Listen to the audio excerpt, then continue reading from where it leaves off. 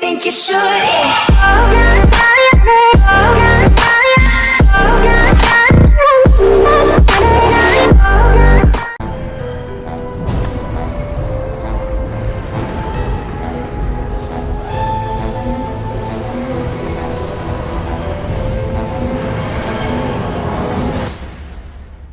Welcome back to this week's episode of Whoscussion. We're going to be covering again Absolution, a 8th Doctor adventure. I don't know why I was going to say 5th again. I could feel it on the tip of my tongue. I wanted to say I feel it coming. I was just like, nope. Put that back in. And then we'll be covering Damascus, the 3rd Doctor short trip. So, Harry Scully, take us away. Oh, I see. All right. Okay, this one is a doozy. Ooh. So, we start off in the TARDIS. Doctor's having some trouble with the TARDIS as he normally does these days. And Charlie decides she wants to take a look on what Keres is doing. And Keres is just looking at some of his old junk from where he came from. That Divergent universe. So, in doing so, accidentally reveals to Charlie this artifact he's got. It's like a reliquary of souls, basically, Yes. that he's absolved while he was like a priest. Yeah, it was a good time. And Charlie, being Charlie, opens it up and releases all the souls. He tells her 3 times not to do that. Yeah, please don't do that. Please don't do that. Oh, you've done it. So yeah, and then the TARDIS freaks out, starts being pulled along, and like crazy things going down, and we end up being pulled towards what the Doctor has lovingly termed hell, and it's the best thing when it finally gets explained how that happened when this thing was opened, because I'm just imagining like the TARDIS like surfing a wave of like damned souls into hell. That's beautiful. The TARDIS is like, what's going on? Oh my god. Yeah, it's a good time that happens. So they end up landing on this planet called Utebadon Taria, something like that, which has some really interesting things going on. It's like there's this dome-esque place that is like that's sealed by this energy shield, and they're all living like the medieval ages inside of it. And outside, there's just demons and craziness going on. It's proper like hellscape outside, and everyone is referring to it as hell and purgatory, and there's some real religious iconography going on, and it's Yes, there is. it is great. It is beautiful, and the explanations as to everything is fantastic. But yeah, the first introduction to this is like an angel, a blackened angel from outside has managed to find its way in through the barrier, and they capture it and take it downstairs and like hide it away in a cathedral, sort of stuff. Eventually, when the Doctor and Charlie get there, after some bits and pieces of losing Keres and the TARDIS moving around oddly, and the Doctor having a tank in there, which must be where he gets the tank from in the 12th. He's had it in the TARDIS the whole time. So yeah. Anyway, they lose Keres. Keres turns up he's actually on the planet somewhere else, but they've landed inside the Citadel, and they eventually find their way out. And start figuring out what's going on. Turns out there's these medieval people living there who are trying to basically just survive. They're become really religious, trying to survive without letting the demons from outside get in. They got some real religious stuff going on. Turns out what happened thousands of years ago is all these same people have lived that whole time, because apparently they've all been stuck without time and have not aged at all. What's happened is a guy has in charge of creating this like dimensional transporter. Basically, he was figuring out dematerialization effectively. Yeah. And it got messed up in some way and caused all this stuff to happen, where it basically split the dimensions so that a whole bunch of horrors came through, but also a whole bunch of like psychokinetic stuff kept happening as well, and that's why it took on like the forms of like demons and stuff. Yeah, it's really good, honestly. It's this plays out fantastically, and I'm so glad with the story, but it's got some real crazy weird things in there as well, and it probably didn't help that while I was listening to it I was playing Diablo 3 as well, so it was a good time. It's like as soon as I got into it, I'm like, I know what I'm going to play while I listen to this. But yeah, it was good. So there was this explosion stuff happened. The guy that caused it, he got split in two, and this is why everything's going down. But then eventually you find out that that his wife was there, and she got killed in this explosion. Well, he thought that she got killed in this explosion, and all that stuff happened. But it turns out the reason for the explosion was that his wife was cheating on him. Yes. With another guy in the same profession, because they were scientists who were working on this crazy science thing, and she was cheating on him with one of their other assistants who was apparently way more intelligent than this guy. So he fired him on the spot when he found out about it, and that guy then sabotaged the machine. So this whole thing happened, and that evil guy became the leader of all the demonic forces. Yeah. And also tried to control Carius at the same time. Yeah, it's crazy. But during all of this craziness, Carius is with that evil dude, getting his psychic powers trained up so that he can learn to control things. First, like just rocks and stuff, then animals. Eventually, so he can control this big demon construction that has formed because of all the souls he brought. And attack the Citadel, which they totally do. They totally start attacking the Citadel. Citadel starts to fall, and then everything starts going to hell, basically. Yeah. And eventually literally. they figure out, literally going to hell. The Doctor eventually manages to figure out a way that he can use the energy field to basically reverberate DNA, because that's the way that it has been working this whole time, as it's been shielding out particular DNA, and that's how the Angel managed to get in, because it was actually her mother that had been deformed by the demons. It's crazy stuff. So they use the barrier basically to invert all DNA and kill everything on the planet, everything. And Carius starts to attack them. He's like, I'm going to save you now. I'm going to do the saving stuff now. and then the Doctor's like, actually, that's probably not going to happen because we're all going to die. And Carius is like, oh, okay, I'll save everybody. And then he does. And then he's dead. Yeah. And then Charlie's not happy about it. And yeah, that's it. Like, when he dies, he like Sarah Kingdom dies because he goes to dust. Oh yeah, he does it. He does a good death. He does.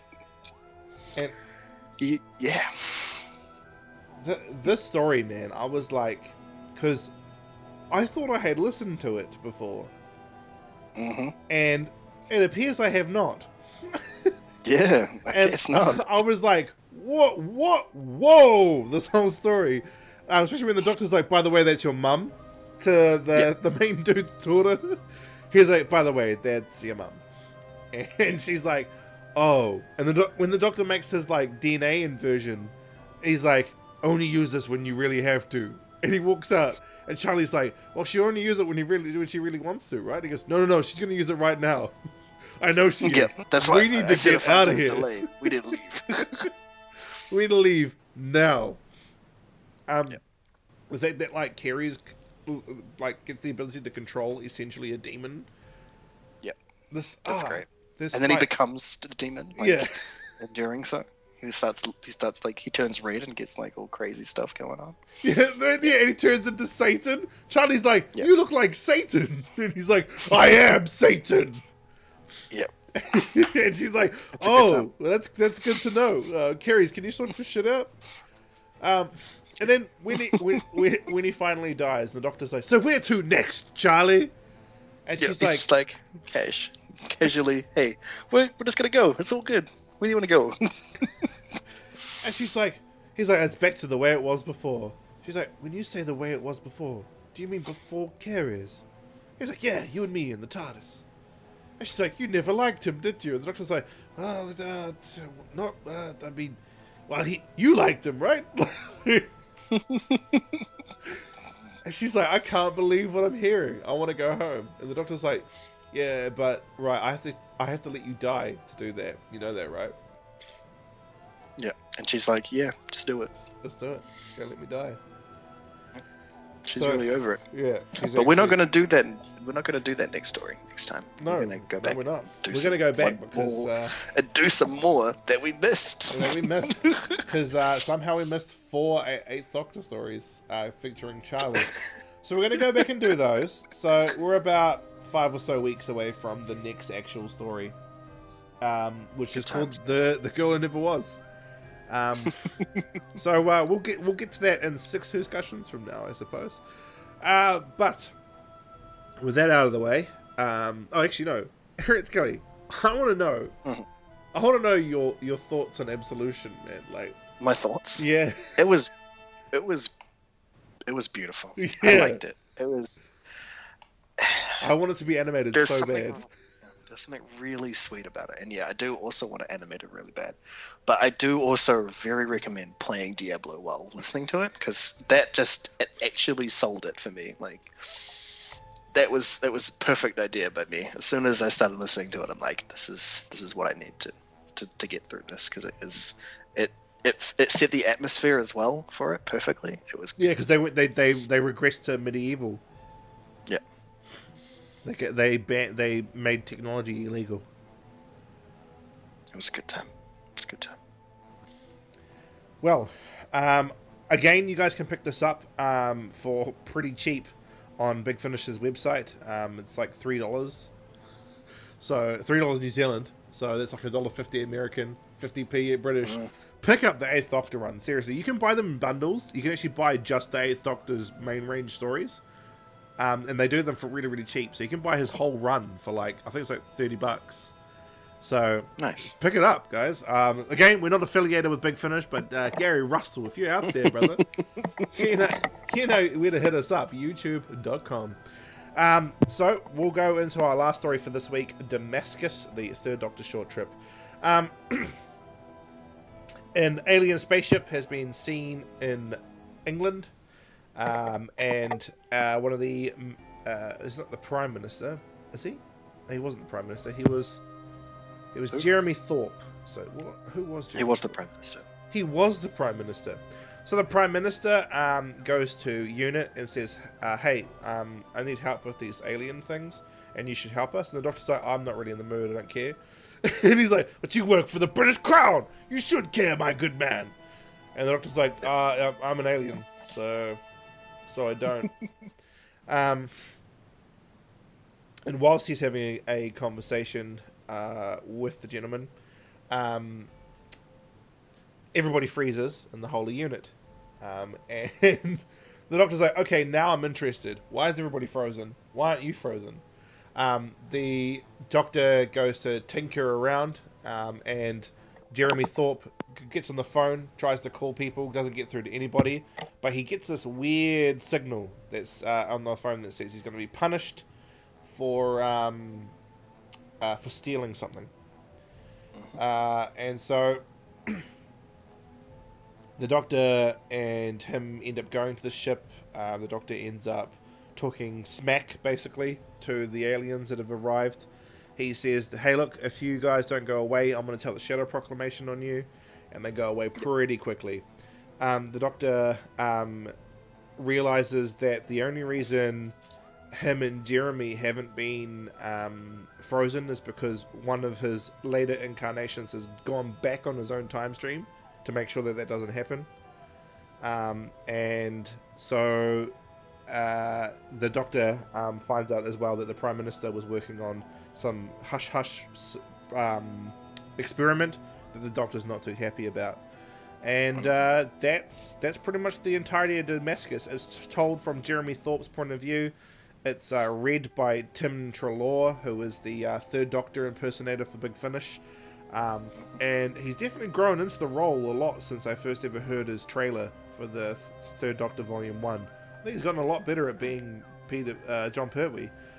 So with that out of the way, guys, Harry Scully, what are your thoughts on this Damascus?